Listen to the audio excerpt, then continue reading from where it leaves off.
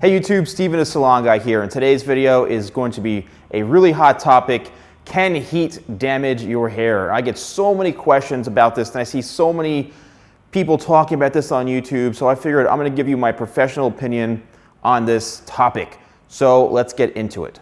Can heat damage your hair? Technically, yes, it can, but it also depends on the method that you're using to apply heat to your hair. So for example, let's take this smoothing iron right here. This is a cordless smoothing iron. Say this goes up to 480 degrees.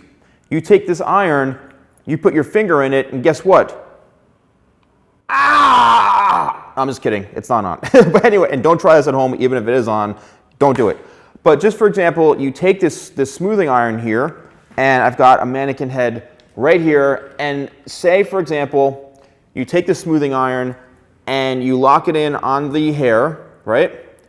And you're holding it and holding it and holding it. All that heat, it's going to start singeing the hair. You're going to start to see a lot of smoke, and you're technically frying the hair simply by the method you're using and the technique.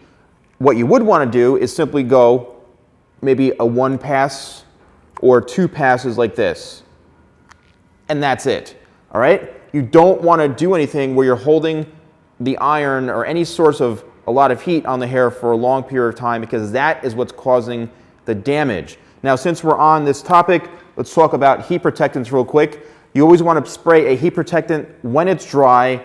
This is my product, Red Carpet, which is a shine spray, but it does have UV and heat protectants in it. So you spray it when it's dry, then you go over it. Again, same technique, same method. Just because you have a heat protectant doesn't mean you can sit there like this for 45 minutes. You will singe the hair and you will damage it. Like, it's not good.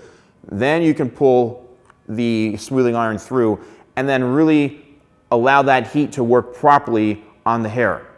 Let's take this male mannequin here, for example. How can you damage hair by using a blow dryer?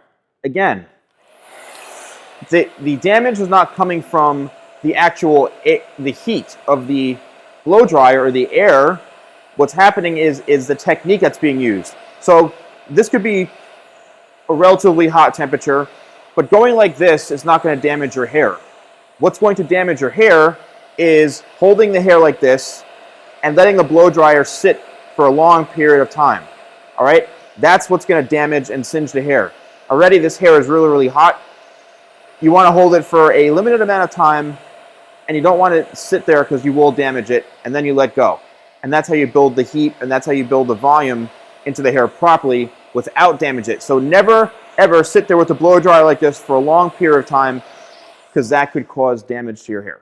Another way is by using a round brush, which also activates the heat too, by locking it in like this, taking the blow dryer, and having the blow dryer sit on the brush like this.